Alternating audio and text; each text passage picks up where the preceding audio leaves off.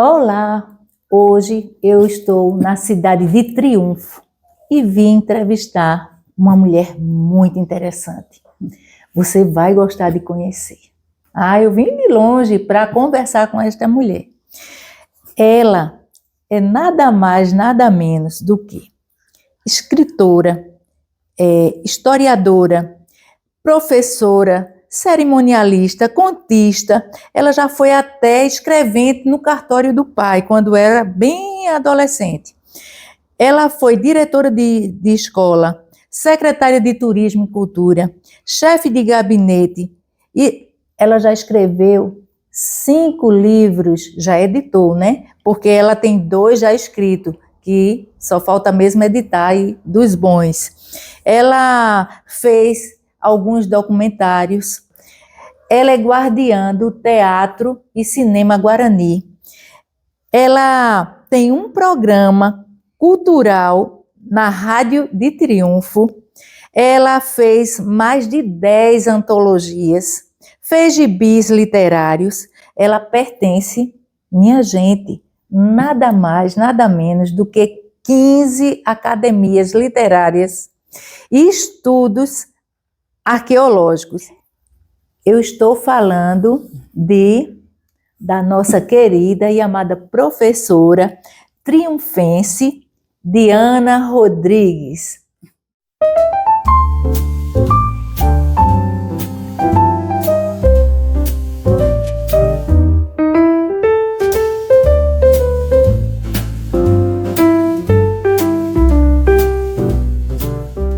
Olha, é um prazer recebê-los em Triunfo, porque hoje nós somos uma cidade turística, uma cidade que depende de vocês, da vinda das pessoas em todos os setores, e a gente fica muito feliz, principalmente nessa área cultural, nessa área literária, porque os dias de hoje requer que a gente encontre pessoas que sejam guardiães da nossa história, guardiães de tudo que acontece nas nossas cidades.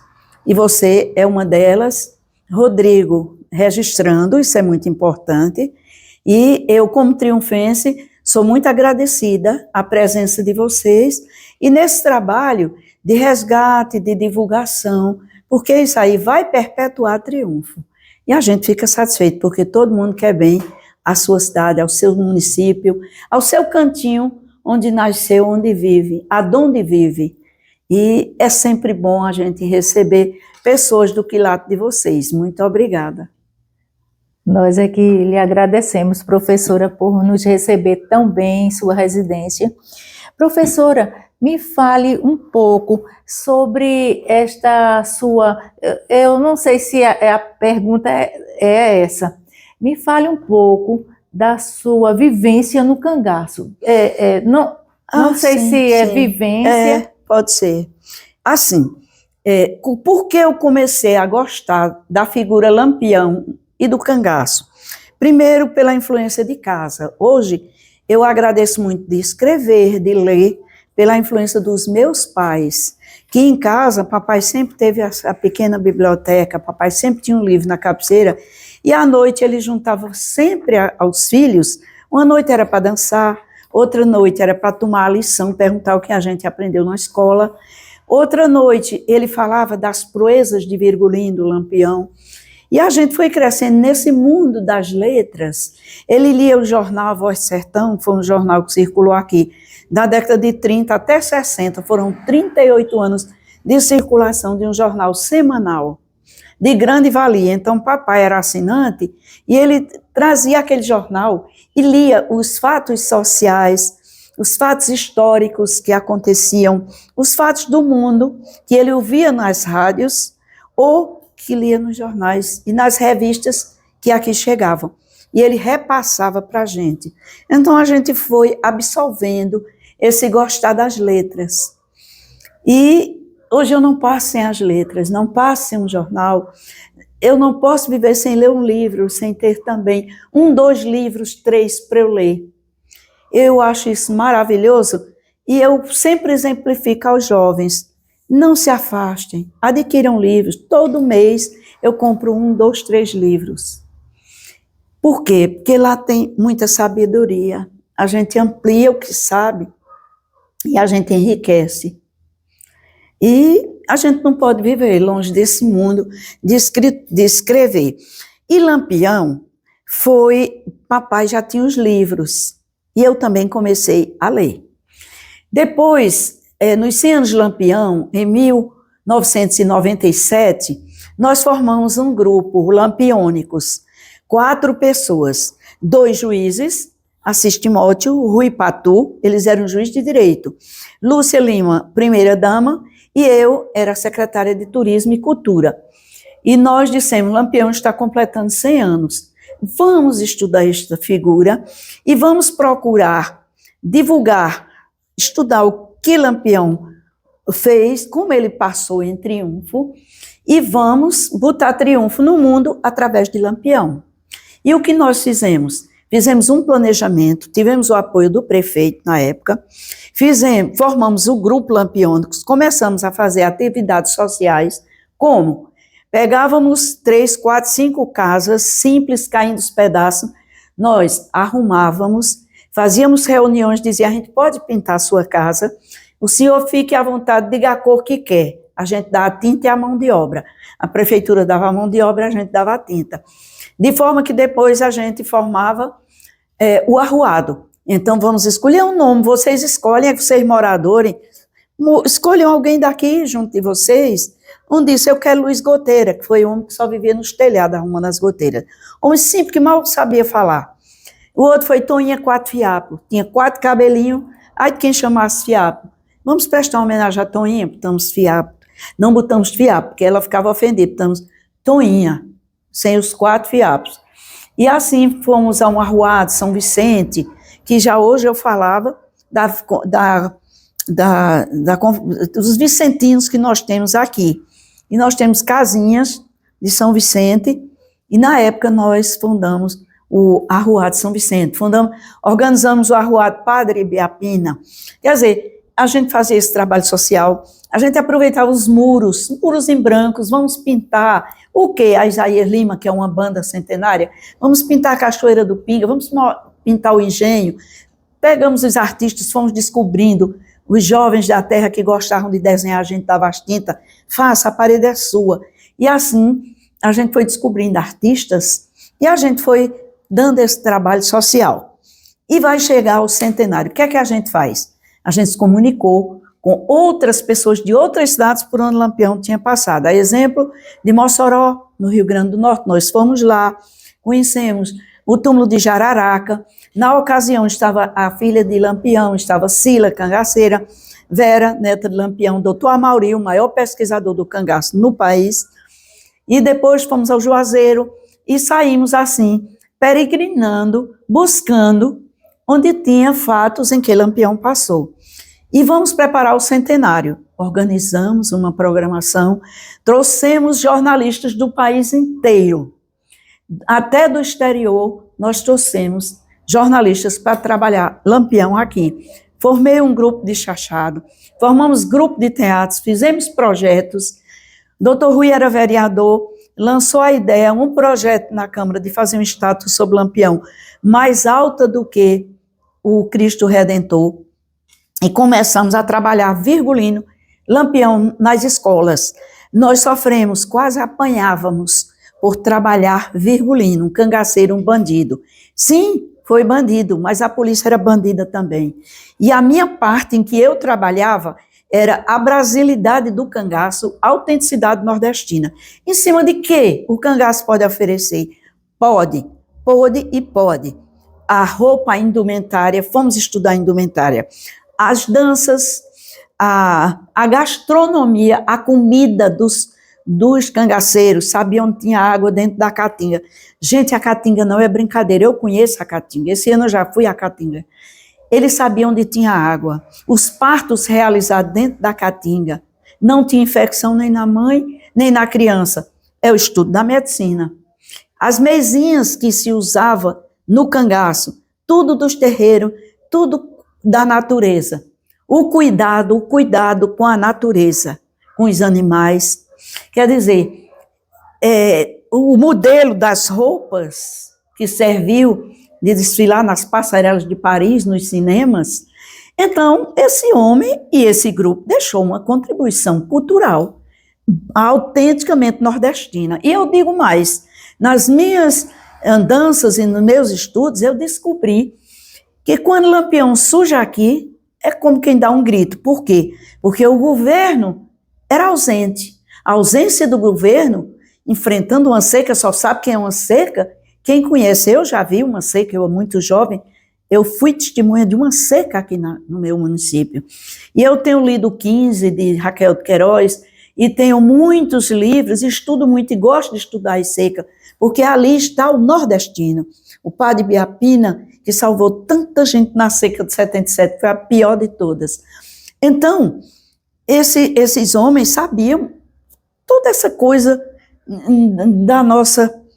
do nosso meio ambiente e valorizava, porque Lampião dizia assim, meu sertão sorridente. Onde era que o sertão dentro de uma caatinga era sorridente? Pobreza, fome, casas caindo, falta d'água, animais morrendo, carcaças, os sulistas rindo da gente. E, com essa valentia de Lampião, o sulista ficou com medo do nordestino.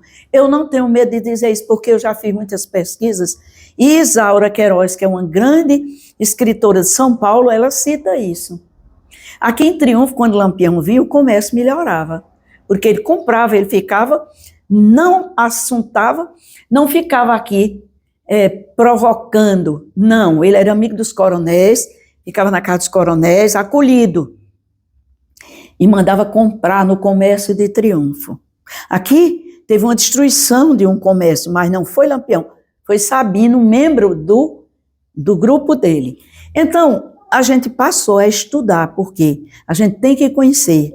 Foi um bandido? Foi, mas eu conto também, quando mataram Lampião, tinha um triunfense, Luiz Pedro.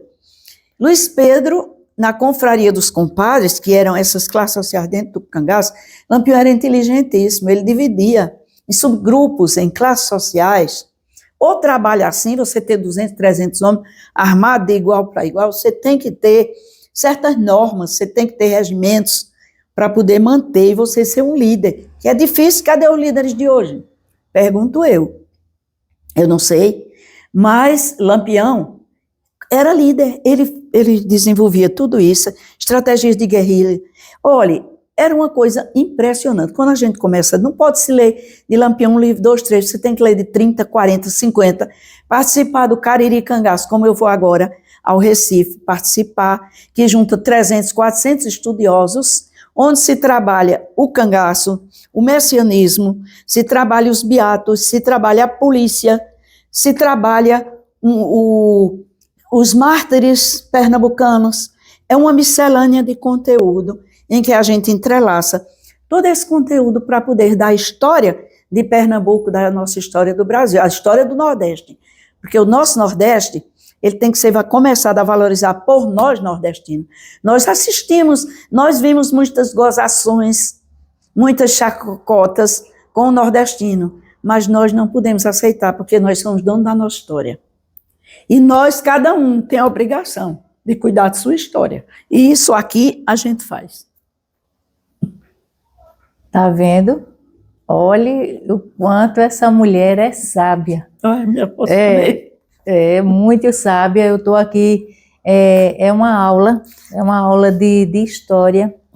É um orgulho para a gente estar hoje aqui em Triunfo, tendo este privilégio de estar com a professora Diana. E eu estou trabalhando um livro sobre Lampião. Eu digo, Lampião, você dá um trabalho muito grande, ele é trabalhoso. E eu já descobri, nessas minhas andanças de Cariri Cangaço, eu sempre compro livros. Nós temos um grupo que eles apresentam livros e livros e livros. Queria nós ter muito dinheiro para poder comprar todos. E eu já vou descobrindo, aqui em Triunfo, um dos menores municípios de Pernambuco, eu já vou nas minhas pesquisas com 32 cangaceiros, filhos daqui. Filhos daqui. Pessoas que eu começo a conversar com os mais idosos, me surpreendi um dia desse conversando sobre os Ludovics, que eram daqui, E ele disse, meu pai foi vizinho deles, lá em casa tem um pilão que pertenceu, e na história eles estão lá. No assalto de Souza, não sei mais aonde, não sei mais aonde. Interessante. Homens daqui de Triunfo. Por que eu não vou estudar? Eu vou estudar. Eu estou estudando os cangaceiros de Triunfo. Nós precisamos conhecer esses homens. Nós precisamos descobrir por que esses homens entraram no cangaço. Não é que quem sofra decepções, quem perca pai, quem tem alguém assassinado na família, vai ser um bandido, vai ser um cangaceiro. Mas nós hoje temos estudo, nós temos educação. E a educação freia muita coisa. Eles não foram criados tendo oportunidade de escola. Não foram. Que a escola, a educação mostra o mundo real, diferente. Eles foram criados com o quê? Derrubando boi, com espírito de vingança, de dizer assim, a mãe chegar e dizer, como aqui no município aconteceu o crime assim, você levou uma tapa na cara, então tome a minha saia e me dê as suas calças, se não tiver coragem eu vingo. Quer dizer, a dona da casa, que era para tomar as rédeas das confusões, das encrencas, como a gente diz, não, ela incentivava. Ela dizia, vá, senão eu vou. Você não é homem, não? É muito doloroso perguntar ao homem, você não é homem, não? Tome minha saia. É um absurdo. E aconteceu o crime aqui. Ou vinga, ou você é um mole, é um banana. Era uma época de olho por olho. De olho por olho, que não pode, não precisa ser isso. Não precisa. Ah, Lampião, o pai dele morreu. Não, mas antes do pai dele morrer, ele já pertencia ao grupo de senhor Pereira. Ele já era do grupo de senhor. Quando mataram o pai dele, ele estava no grupo de senhor Pereira. Ele já vinha. E assim, tá ele com os irmãos. Aí foi a primeira vez, viu? Ele com os irmãos. Primeira vez que eu vi. E neste grupo de senhor Pereira, tinham vários triunfenses pertencentes ao grupo de senhor Pereira. Em 1922, senhor Pereira deixou o grupo. Lampião assumiu, porque o senhor Pereira disse, esse aqui tem tirocínio para ser líder. Virgulino, vem cá, ainda não era Lampião. Você vai assumir, porque ele tinha liderança.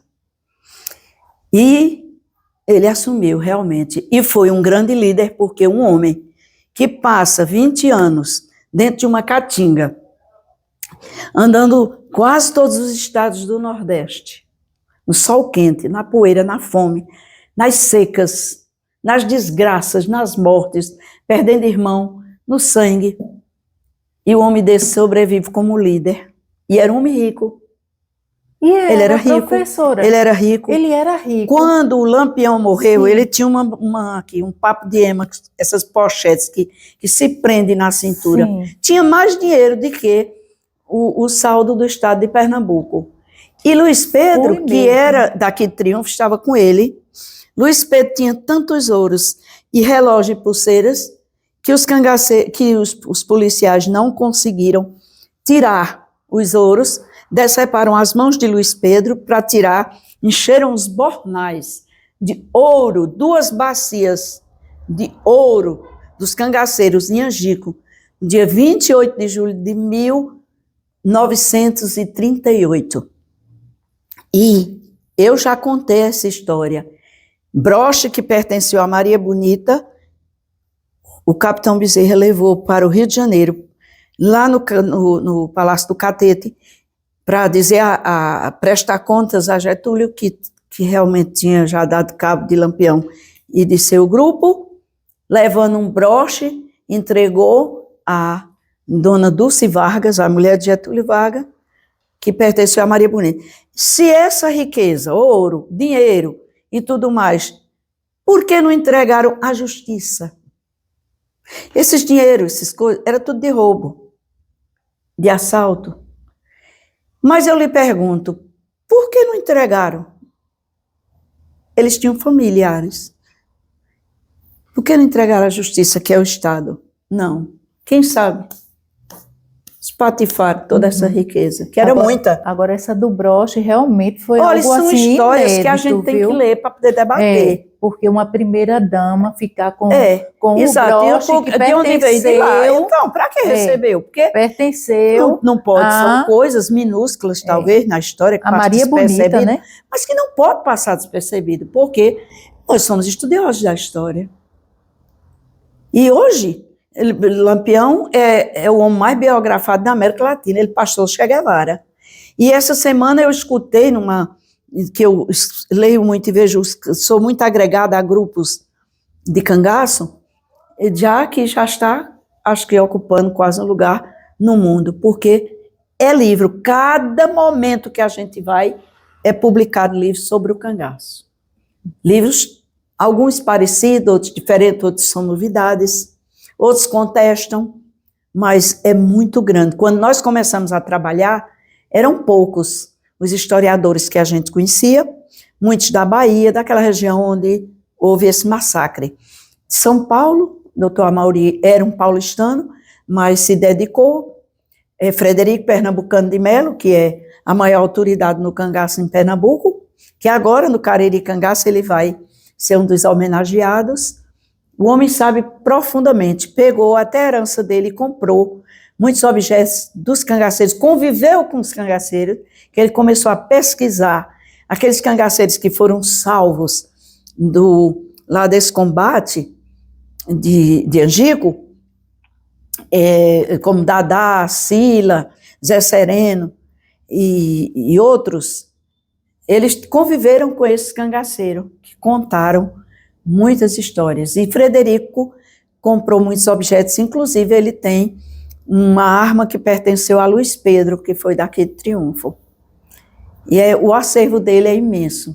Então, hoje a gente já tem aqui em Calumbi, a gente tem Lourinaldo, que ele tem já um museu também, porque ele anda com detector de metal. E o maior combate de Lampião foi na Serra Grande, que é Serra Talhada Calumbi. Lampião ficou em cima da serra, a polícia lá embaixo levou desvantagem.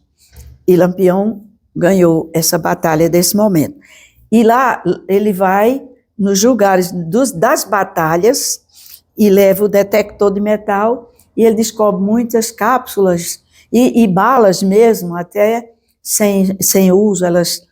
E hoje são muitos historiadores, muitos pesquisadores. As cidades, já tem muita gente que escreve sobre Lampião na sua cidade, o que seria bom, porque aí Muito a gente vai ter interessante. muito mais, porque ele realmente tem que ser estudado. Agora, ele não pode endeusar, Sei. mas a polícia também tem as suas partes negras contadas pelos próprios cangaceiros e por familiares, porque você, quando não era do bando Lampião, você era da polícia. Aí era perseguido por Lampião, e quem era de Lampião era perseguido pela polícia. As atrocidades eram iguais. Então, foi uma época de dificuldade, foi triste. Meu avô, minha avó era dos Ramalhos da Paraíba, e vovó ia sempre lá, no Piancó e Conceição, para buscar arroz vermelho e visitar a família. Numa dessas vezes, eles estavam no Riacho, e Pai Zé, meu avô, tinha levado as duas filhas, a minha mãe, a minha tia e a cunhada, e vovó. Eles estavam à sombra de um juazeiro, e chega Antônio Ferreira, irmão do Lampião, o mais velho. Aí meu avô disse, eita, meu Deus, agora é com essas meninas. Aí meu avô disse, ele disse, o que é que vocês têm aí? Aí o Pai Zé disse, aqui a gente está comendo, olha, é um almocinho da gente. Aí era farinha, carne de sol, queijo, rapadura, que a rapadura ia de Triunfo. Aí ele disse, o Pai Zé disse, vamos comer? Aí ele sentou, conversou com ele, disse, vocês são de onde? O Pai Zé disse, de Triunfo. Ele disse, Triunfo tem Luiz Pedro, a gente já andou muito em Triunfo, eles andavam. E os pais de Lampião tinham terra aqui em Triunfo. Eles já tinham vindo muitas vezes aqui. O pai de Lampião tinha terra. E eles andavam aqui quando eram jovens. Lampião começou a andar aqui quando não era cangaceiro, era um jovem almocreve, trazendo mercadoria. Ele foi trazido por Delmiro Gouveia para comprar pele a um coronel daqui, chamado Lucas Donato. Aí ele disse, eu já andei muito em Triunfo. Aí essa menina é tão bonita como a mãe. é sua? O pai disse, é minha filha. Aí disse o nome, mamãe era bonitinha mesmo. Aí ele pegou, abriu o bornal, tirou 3 anéis e deu um, a mamãe, a titia e a outra minha tia. Aí disse, olha, vocês vão em paz agora. Se encontrar o macaco, não diga que me viu, porque senão eu vou atrás de vocês. Mas meu avô já conhecia que vovó tinha um cunhado que era cangaceiro. E já conhecia as artimanhas. Aí o pai Zé saiu, encontrou a polícia, mas não disse nada, né? E mamãe usava o anelzinho e a pedrinha caiu e ela passava o anelzinho assim nas colegas, para riscar as colegas. Mamãe, aí eu dizia, mas mamãe, isso era coisa de cangaceiro, a senhora riscando a pele de suas amigas. Mas ela contava com, assim, eu conhecia Antônio Ferreira, quer dizer, era como se ele fosse um herói, pelas histórias que ela ouvia do cangaço, né? Eu sei. Foi, assim, muito marcante. Foi marcante para a cidade, muito. Para a cidade, para todos, né? Para todos. Que aqui viviam. E essa geração que sofreu, passou para as nossas gerações. Essas histórias são passadas. É tanto que quando nós começamos a trabalhar Lampião, nós encontramos dificuldades. Muitas, muitas, diante a negatividade que sempre se trabalhou o cangaço. Professora, a senhora, estudando a vida de Lampião e toda essa particularidade agora que a senhora nos traz, quanto àquele broche que pertenceu a Maria Bonita e depois o broche estava nas mãos da primeira dama do país. Então, são assim, particularidades que eu mesma não sabia. É uma coisa nova que a senhora está nos trazendo. A senhora, diante de todo esse seu estudo, sente que existe algo espiritual também agregado a esta vida de Lampião? A senhora viu alguma história que lhe contaram que o sobrenatural ali também existia, ou não? Ele era uma pessoa religiosa? Como é que Sim, ele era profundamente religiosa. É tanto que, nesse estudo que eu faço da brasilidade, eu incluo também a religiosidade e o misticismo. Ele é muito místico. Talvez o que você está me perguntando entre nesse misticismo. Por exemplo, ele estava aqui arranchado, quieto. As armas aqui, eles não deixavam as armas, ninguém era besta. Tinha 1 ou 2 ou 3 vigias. Ele tinha as estratégias dele. Então, passava um inseto, um zumbido, uma coisa. Ele dizia, arruma, ó, o mau agouro. Esse aqui que passou está nos dizendo que a gente tem que sair daqui agora.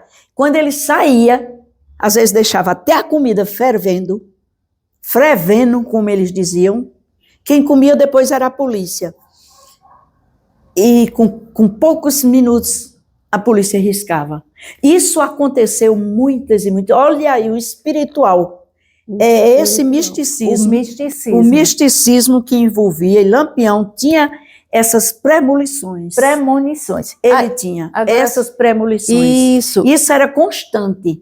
Era constante. Muitas vezes ele ganhou batalhas por conta das premonições, que eu incluo na brasilidade do cangaço. Que a nossa raça é formada de quê? Negros e índios. Esses misticismos junta de 2 raças e dá essa fortaleza de misticismo que tem que ser estudado e tem que ser aceito. Isso. Nós temos que aceitar. É verdade. Mas ele era católico. Ele tinha os bentinhos, ele tinha escapulário, ele tinha os terços, rezava. Eu tenho uma foto dele rezando. Ele rezava o ofício. Na Sexta-feira Santa, baixava as armas, ninguém dava um tiro, ninguém fazia sexo na Sexta-feira Santa. Quer dizer, olha a religiosidade. Por quê? Ele vinha da avó, que era muito religiosa. A família nordestina, brejeira, sertaneja, ela é mística, ela é regida pela religiosidade. Isso vem dos ancestrais. É muito forte. Um homem ignorante passou poucos meses para poder escrever, tem bilhetes dele, o capitão. Mas ele era também envolto nesse misticismo. Eu sei. Para ser um líder de 20 anos, ele tinha que ser envolto em tudo, em crendice, em religiosidade, tudo. Porque como era que esse homem era líder? No combate, perdas de vida, também. Porque ali o objetivo mais era perdas de vida. Era assalto, era roubo. Quer dizer, vida difícil. E esse homem, ele tem que ser estudado mesmo, e nós, nordestinos, temos que ter a obrigação de estudar. Professora, a senhora tinha me dito que até o crânio dele está sendo estudado, não é? Temos o doutor Lamartine, que estuda lá em Salvador. Por sinal, o doutor Lamartine vai estar agora no Cariri Cangaço, em Recife, de 18 a 21. Certo. E vocês estão convidados. Certo. Quando sair a programação, disseram-me que daqui para quarta-feira vai sair, eu mando. Uhum. E vou mandar para outros amigos em Recife, porque são estudos maravilhosos, sabe? A cabeça dele, sim, é estudada já. Há poucos dias passou, né, uma matéria que o Expedita guardou por muito tempo, porque quando essas cabeças de Lampião bolaram, minha gente, quando mataram, botaram dentro de umas latas com algum produto, alguma coisa, cal e tal, para conservar, e essas cabeças rodaram. Só na década de 60 que essas cabeças realmente tomaram um destino, porque isso em 38, né, é muito tempo para se faltar com respeito a uns restos mortais, porque a gente sabe que é amparado por lei, não se pode brincar com os restos mortais. Por isso que se tem cemitério, cemitério tem normas. Desde a proclamação da República, que a gente tem as normas do cemitério, elas são regidas por leis federais. A daqui chegou em 1897, eu tenho do nosso cemitério aqui, que os cemitérios pertenciam às igrejas. Com a proclamação da República, não é? O padroado, que era esse entrelaçamento da igreja profundamente com o império, que muitas vezes um bispo só ia para um bispado ou alguma, com a decisão do imperador, né, o padroado. E com a proclamação da República, essa separação entre a igreja e o Estado, e criação, a parte da educação, a criação de municípios, a lei orgânica de 1892, aí mudou isso aí. Então, tudo tem que ser analisado, tem que ser respeitado, né? Até a questão de cemitérios, a gente realmente tem que observar essas normas, porque são restos e os familiares vão aos túmulos, rezam, botam flores. É a lembrança eterna de alguém. Verdade. Professora, agora mudando um pouco o assunto, e como é que a senhora faz para administrar seu tempo, sendo uma mulher tão dinâmica? Olha, eu não tenho preguiça. Eu digo que mamãe me esperou o mês de julho, eu disse, não vou nascer em mês de julho, não, cheguei em agosto. Mas no dia 30 de julho, mamãe pegou, aqui usa-se muito o termo, uma trouxa de roupa. Bota-se a roupa e como não tinha máquina, não tinha tanquinho, era lavado nos riachos. A minha mãe pegou uma trouxa de roupa, em véspera do meu nascimento, foi lavar num riacho. Lavou a trouxa de roupa. Eu digo sempre, eu sou muito esperta, porque minha mãe já lavou uma trouxa de roupa, eu quase nascendo. E assim, meu tempo é planejado, eu divido. Ou eu divido, ou eu não saio do canto. Eu acho que nós temos que ser regidos por nossos decretos, nós mesmos decretamos. Eu, às vezes, fico um pouco mais na cama, mas normalmente eu tenho a hora de levantar, de tomar meu café, o que vou fazer amanhã. Aí eu me programo, amanhã eu faço isso. Às vezes, o programa altera. A gente muda, e a vida da gente é mutável. Mas, normalmente, eu sigo regras. Esta semana, eu já tenho toda traçada o que vou fazer. Agenda. E assim, certo. Eu sou dona de casa, mas eu não tenho marido nem filhos. Isso me ajuda. Né? Eu tenho minha família, que eu tenho que visitar meu irmão doente, ver meus irmãos, na casa da minha sobrinha. Eu tenho meus compromissos de pagamento, eu tenho minha vida social. Aí eu divido. Tenho que dividir meu tempo. E tem horas que eu não quero saber dos livros, eu vou para a rua. Eu digo, pego minha bolsinha, eu digo, vou para a rua, vou andar nos mercados, vou nos museus, vou conversar, visitar uma comadre, vou passear aqui no açude, vou atrás de novidade, vou fofocar. Quer dizer, faz parte da vida. Mas eu tenho que ter meu planejamento. Geralmente, à noite, eu nunca saio, é mais difícil, a não ser um compromisso na igreja, um compromisso social, eu quebro as regras. Mas, normalmente, eu gosto de me recolher cedo também. E tenho cuidado com a alimentação, por conta de saúde, porque, numa idade de 81 anos, a gente tem que ter cuidado, né? Meus exercícios e tudo, meus remédios. E eu gosto de dividir meu tempo, aí dá certo. Tem dias que é só para casa, para eu arrumar, para eu mudar uma coisa. Eu sou dona de casa, né? O sítio, eu tenho um sítio. Vou como trabalhador, passo o dia todinho lá. E é bom, cuido do meu jardim, cuido das minhas plantas. Outro dia é para fazer as unhas, arrumar os cabelos. Quer dizer, eu tenho os meus horários. Isso. E é preciso fazer isso. Porque se você não tem um planejamento, você desanda. É verdade. Mas eu fui acostumada de pequena, lá em casa e no colégio. Estudei com freiras alemães, que tudo delas era em cima de muita norma, muita seriedade, pontualidade, assiduidade, preservação, tudo isso. Conhecer, andar na natureza, conhecer, respeitar. Então, minha mãe dizia assim, vai sair, passe na rua e fale com as pessoas. Você é nascida e criada aqui, todo mundo sabe de quem você é filha. E a gente passava na rua, bom dia, oi, como vai? Ainda hoje, eu sou uma pessoa que ao sair de casa, eu marco às vezes para chegar na casa da minha sobrinha, eu gasto 2, 3 horas conversando com o povo. Porque o povo me para, o povo quer conversar, eu converso, eu dou bom dia. Eu me sento no chão com o meu povo de triunfo, eu tomo meu café, onde tiver. Tem o homem do leite, eu grito, ó o leite, faço propaganda para ele. E assim eu vivo nessa cidade. Não, eu estou assim, maravilhada, porque a casa dela parece um museu, gente. É uma casa assim, tão linda, com tantas memórias vivas, sabe? Em cada cantinho ela faz um cantinho de fotos e passa uma mensagem para a gente e de sentimentos. O que é que eu vi na casa da professora? Cheia de sentimentos. E tem uma parede ali que ela me mostrou, aqui eram os doidos da cidade, os loucos. E eu achei tão interessante, professora, que meus amigos. Que eram amigos dela, e ela disse assim, olha, esse daqui era fulano de tal. Comia cobra. Tinha o que comia cobra. Eu disse, mas professora, ele comia cobra? Sim, comia cobra. Muito. Aqui na cidade de Triunfo. Veja cada coisa. Outra era a mulher coveira, que ninguém vê mulher coveira que tem medo de cemitério. Ela era coveira. A outra era na casa do padre, era gaga, queria casar. A outra, Maria bate palma. Se batesse palma, ela corria. Quando na igreja, antigamente, se batia palmas, ela corria. Maria bate palma. Quer dizer, essas pessoas, elas são maravilhosas, fazem a história de triunfo.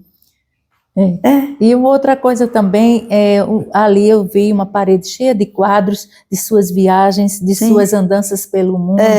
Eu gosto. Viajou muito. O euro está muito caro, eu dei uma suspendida. Mas quando posso, como eu sou historiadora, eu gosto. Eu subi a Machu Picchu, eu já tinha mais de 70 anos. Eu fui a Auschwitz, onde teve todo aquele suplício, porque eu tinha quase 80 anos. E eu fui. Eu disse, eu quero ver, porque eu estudei na história e eu quero ver, e vi. É isso. Olha, gente, essa mulher é muito dinâmica. Eu acho que um programa ainda é pouco para a gente conversar. E é uma aula, como vocês estão vendo. Agora eu digo, a família tem responsabilidade, porque eu fui criada num ambiente assim, que mamãe dizia, vocês não vão ter ser pai e mãe toda a vida, venha cá. Olha como é que se faz um feijão. Eu comecei, a primeira carne que eu tinha 8 anos. Lá em casa tinha quem ajudasse. Venha cá, aqui como é que se lava um banheiro. Hoje, eu não tenho uma empregada, eu tenho uma pessoa que me ajuda na faxina, mas eu faço tudo dentro da minha casa, porque eu fui acostumada. Eu sei cozinhar, de tudo eu aprendi um pouquinho, mas foi a família que me ensinou. Os pais têm responsabilidade do gostar de ler, do cozinhar, do fazer. Aqui em casa chegam os meninos para estudar. Quando eu começo a falar da casa de caridade, da educação profissionalizante, que elas aprendiam de tudo lá. Minha filha, você sabe cozinhar? Sei não, senhora. Eu não sei fazer um café. Eu digo, tenha vergonha. Me desculpe. Mas não é assim. Como é futuramente? Você vai casar, Quem é o rapaz que quer casar com você que sabe fazer um feijão? Não é assim não, gente. O mundo hoje, tá certo, você chegar ali, você compra, hoje é tudo moderno, bota air fry, bota não sei o quê, mas vai ter momentos que você não tem isso aí. Você vai ter que fazer, e você vai ser mãe um dia e vai passar para os seus filhos. Como vai ser essa geração? Então é preciso ter cuidado, gente. A gente veio ao mundo para ser mensageiro. Agora eu digo sempre, toda força eu encontro em Deus. Olha aí, tá ouvindo? Para mim é Deus, é a minha religião. Ô, professora, e como foi dirigir numa época em que as mulheres não podiam pegar na direção, né? Tinha que ser mulheres. Como foi? Não, primeiro eu comprei um terreno aqui, na minha casa. A mulher é doida, vai comprar um terreno dentro do mato, lama escura. Aqui não tinha nada, não era urbanizado. Eu disse, pois é aqui que eu quero. Papai disse, quer minha filha? Quero. Papai fez um negócio.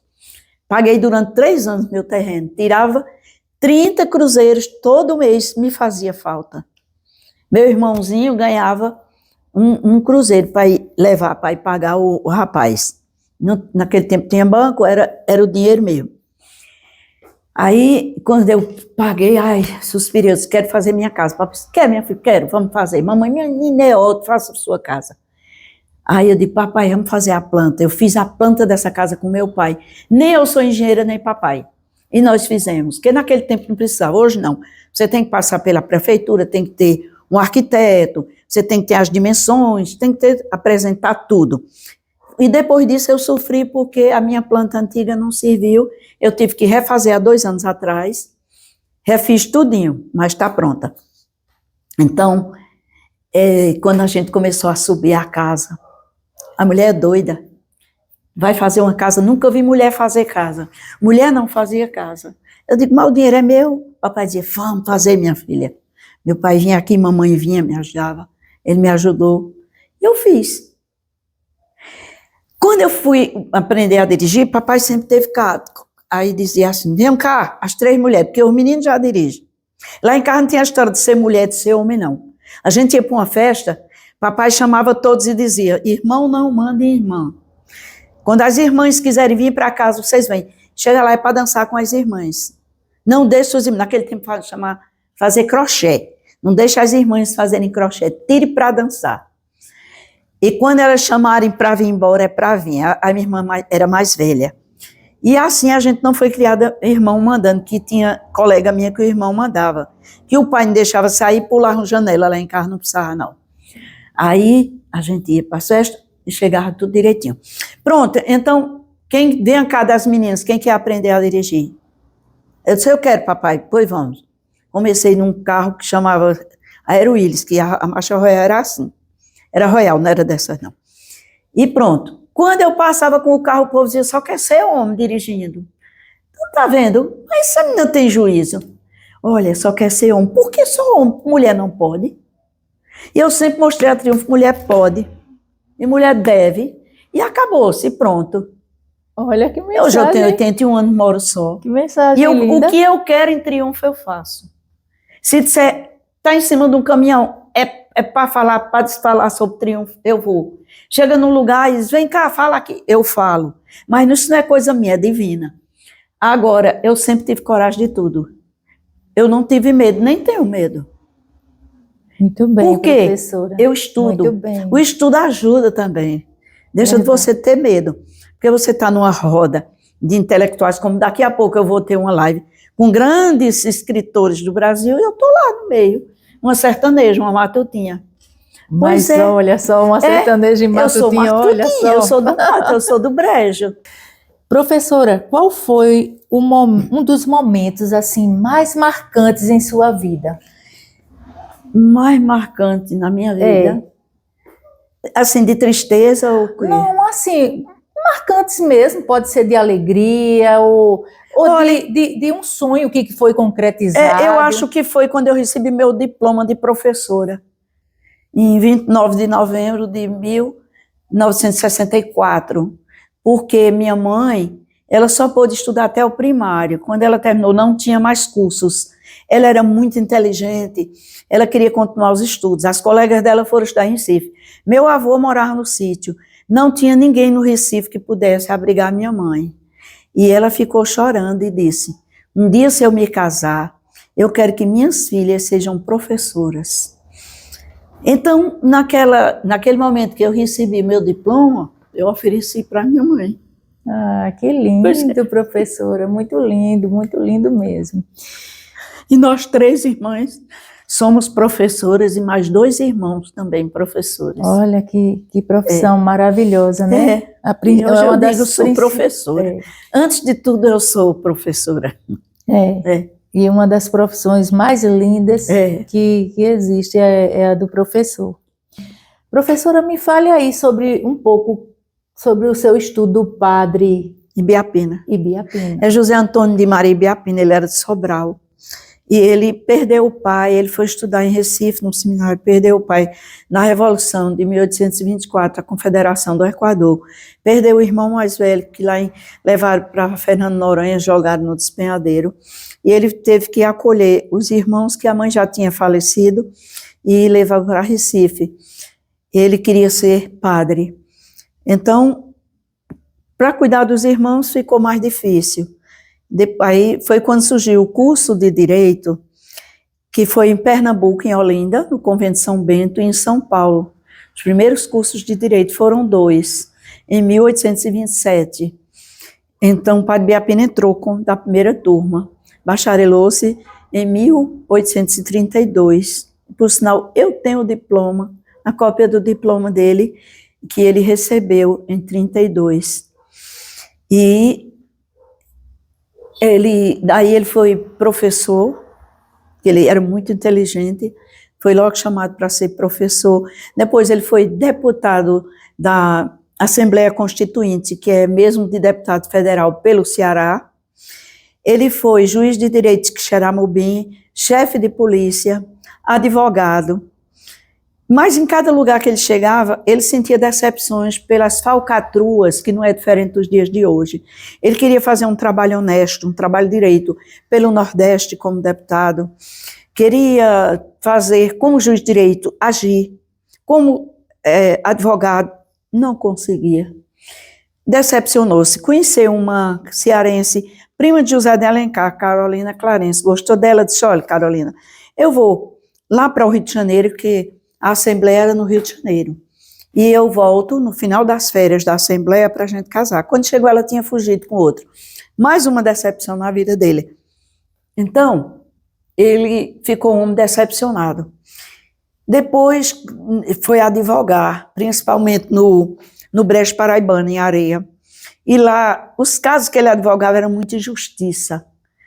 Aí ele voltou para Recife, advogou no Recife, depois comprou um pedacinho de terra na Avenida Caxangá, ali na Caxangá, passou 3 anos recluso, longe de tudo, deixou a advocacia, deixou tudo. Ofereceram para ele ser ministro da Justiça, que ele era bacharel, ele não quis. Para ele ser presidente da província de Pernambuco, governador, ele não quis. Ele não quis. Ficou recluso. Então chegou um amigo e disse, mas Ibiapina, você 3 anos dessa vida, lendo, estudando, indo para a missa na Igreja da Madre de Deus. Por que você não vai ser padre? Ele disse, era o que eu queria, mas eu não tinha coragem, porque eu já tenho 47 anos. Aí o amigo disse, vou falar com o bispo. Falou. Ele disse, mas eu não vou mais para o seminário, porque eu já fui do seminário. Ele passou um tempo como estudante de seminário. Já tenho 47 anos, quando eu cheguei lá só tem jovens. Eu passei 3 anos estudando a Bíblia, estudando, e eu tenho experiência de juiz, de advogado. Ele conhecia o mundo, de deputado. E eu quero me ordenar. Agora não vou mais para o seminário. E assim o bispo aceitou, e dentro de um mês ele tornou-se padre, aos 47 anos. Ficou lá no Convento de São Bento, tornou-se visitador geral, que depois de visitador geral, padre geral, ele seria bispo. Ele não quis, não aceitou ser bispo. Surgiu uma doença chamada coleromorbo, que é a mesma coisa como nós tivemos Covid aqui, uma transmissão terrível. E ele disse, eu quero para o meio do povo doente. Deixou tudo, foi padre, começou, fundou a primeira casa, aí andou. primeiro na Paraíba, andou, quando chegou na Paraíba, se deparou com os corpos, quando eu acabei de falar de cemitérios, os corpos da doença transmissível jogados nas estradas. Isso não pode. Uma coisa dessa não é possível. Aí vamos construir cemitério, mas eu não vou fazer só, vamos trabalhar em mutirão.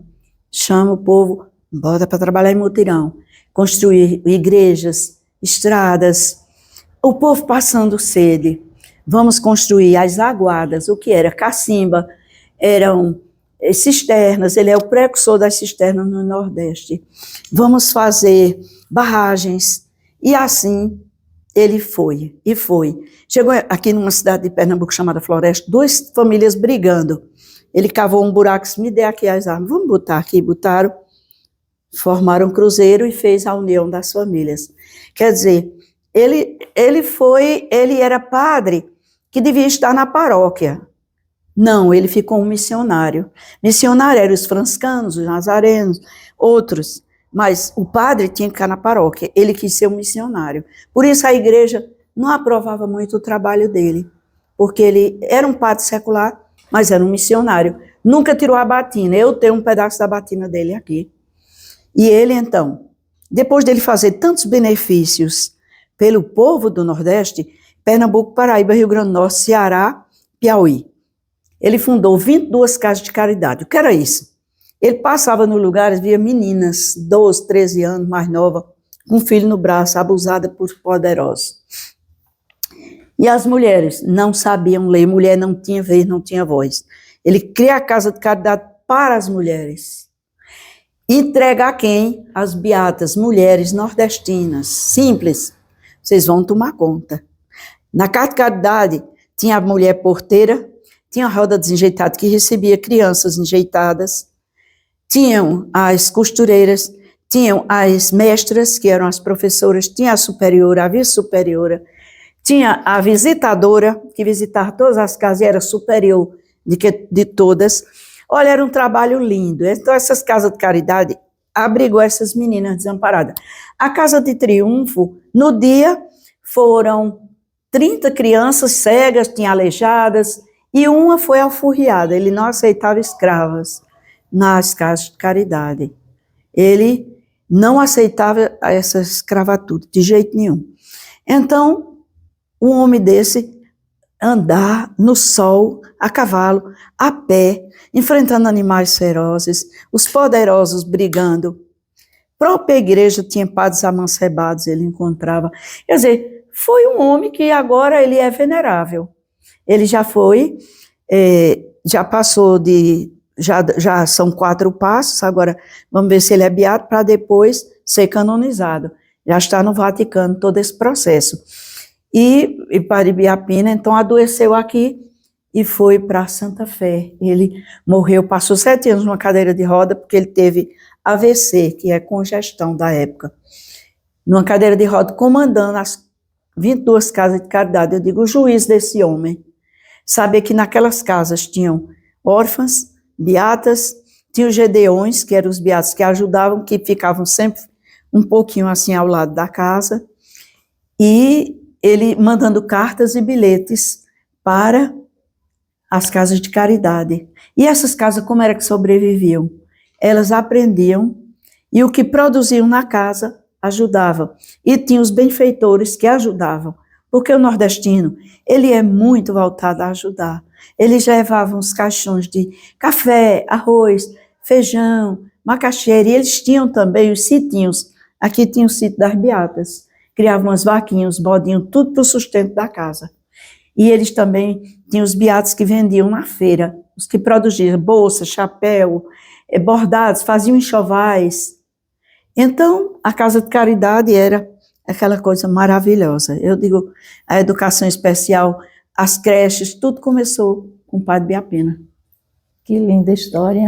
É um homem maravilhoso. Maravilhoso, eu sou fã admirável desse homem. Eu já estou Eu me trajo de beata e eu faço minhas palestras de beata por onde eu ando. Que interessante. E eu sempre falo, eu digo, vamos. E eu tenho todo um material em quadros Eu fiz todas as casinhas de caridade em cada província, que era província, né? Província de Pernambuco, foram 3 no Rio Grande do Norte, 6 no Ceará e 10 na Paraíba. Ele gostava da Paraíba. Olha que linda história. Nossa, eu tenho todo esse material. Eu já estou aqui super interessada. Pois é, e eu tenho o folder. A senhora vai fazer o livro, né? Eu já tenho, não, o livro já escreveu? É porque no momento a gráfica está me devendo. Mas o rapaz me disse hoje, muito cedo, era de madrugada, eu passei para ele, dizendo, vou para o Recife, eu preciso. Ele me garantiu que ia me dar pelo menos alguns para eu poder levar. Vai ser maravilhoso. Porque eu não posso ficar sem esses livros de Padre Biapina, porque eu já tenho trabalhado. Eu trabalho nas escolas, eu faço palestras em Triunfo, pela Redondeza, lá em Santa Fé eu vou. Eu ando muito, por todos os lugares, atrás dele. Professora, que coisa tão boa. E você nem perguntou como eu conheci. Por que o interesse, né? Por que o interesse? Que a casa que eu morava era vizinho o muro com a casa de caridade. Certo. Muitas vezes a gente subia no muro, eu e meu irmão, esse que está doente, a gente ficava olhando assim, vamos olhar as beatas? Mamãe dizia que não era para olhar no muro alheio, mas a gente, menino travesso, a gente subia na escada, se deitava e ficava olhando as beatas. A gente não sabe se é uma beata, se é uma santa, o que é? Meu irmão fez uma poesia linda. Não sabiam se eram mulheres santas, se eram beatas, uma coisa linda. Aí tinha um pé de flamboyant que o Padre Biapina plantou, e as folhas do flamboyant, as folhinhas vermelhas, caíam no nosso quintal. Mamãe toda vez varria o quintal, mas a gente juntava e brincava de guisado. Ô, mamãe, o que é isso aqui? Ela é flamboyant. E o que é? Foi o Padre Biapina que pintou. Ô, mamãe, quem foi? Eu sempre fui muito curiosa. E Padre Biapina, quem foi? Minha filha, ele foi um padre, passou aqui e fundou essa casa. Eu chegava onde estavam as madres, ela dizia, foi um padre que fundou a Casa de Caridade. Mas ninguém se aprofundava. Meu Deus, eu preciso conhecer quem foi esse homem. Eu quero saber quem foi, uma coisa me dizia. Aí quando foi um dia, chegou Dona Zélia, cunhada, com o marido de mamãe. Aí disse, Diana, eu trouxe um presente para você. Eu disse, o que foi, Dona Zélia? Ela disse, eu trouxe um pedaço da batina do Padre Biapina. Eu disse, oxê, e a senhora sabe que eu quero saber dele, quem é a história dele? Ela disse, não, porque no dia que ele adoeceu, deixou uma batina aqui, e as beatas cortaram e deram aos benfeitores. E o meu pedaço é esse, é para você. Eu disse, meu Deus. Aí um dia, eu estava na secretaria, chegou uma senhora da Fundarp. Eu trouxe um presente para você, eu digo, o que foi? Um livro, quando eu peguei, Padre Biapina, de Padre José Comblan. Eu disse, como é que você sabe que eu quero saber quem é ele? Eu disse, não, eu ia passando na biblioteca, eu vi esse livro de sua cara, leva para Diana. Veja, o pensamento, né? Como é importante essa... Aí eu fiquei feliz. Aí fui estudar, aí descobri que ele era de Sobral, liguei para a prefeitura de Sobral, que era até o pessoal de Ciro Gomes, disse que tem um padre aí que estuda, tem, passada, me deu o telefone, liguei para ele, um velhinho, foi o postulador da causa de beatificação. Aí ele disse, venha minha filha, venha, eu tenho um museu, eu tenho muito material. Eu fui, sozinha para Sobral, sabia nem onde era. Lá ele disse, você vai agora para Santa Fé, que foi onde ele morreu, me deu os telefones do armário, eu fui bater lá. Quer dizer, eu andei muito para poder descobrir. Aí fui na rua, saber do povo, cada um me contava uma história, aí consegui ainda objetos, eu tenho um oratório que foi de lá, e consegui muita coisa, muitas histórias de triunfo, que eu saí catando e saí.